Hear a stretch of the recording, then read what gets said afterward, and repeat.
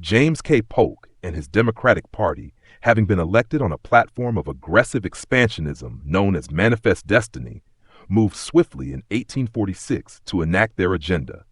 The dominant and most controversial undertaking of the year was the initiation of the Mexican-American War.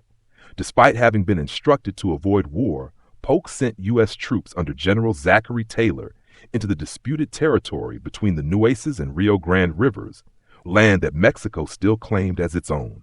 After Mexican forces engaged with the Americans on April 25, 1846, Polk, on May 11th, went before Congress and declared that Mexico had invaded our territory and shed American blood upon American soil. He was accused by opponents, particularly Whigs like Congressman Abraham Lincoln, of deliberately manufacturing a pretext for war. Critics deemed this action a morally indefensible and manipulative abuse of presidential power, a war of choice predicated on a lie about where the fighting had occurred, all with the single-minded goal of seizing more than half of Mexico's national territory.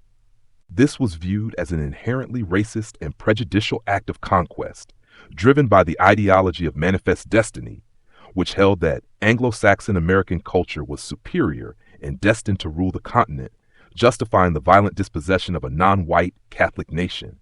The Democrats wanted to conquer Mexico, but they didn't want the Catholic Mexicans.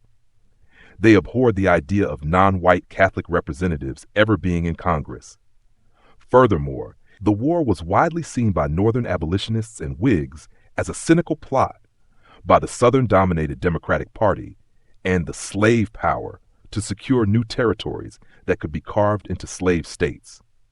This suspicion was immediately validated when the debate over whether slavery would be permitted in the acquired lands led to the introduction of the controversial Wilmot Proviso in August 1846, which, though it did not pass, intensified the sectional crisis between North and South.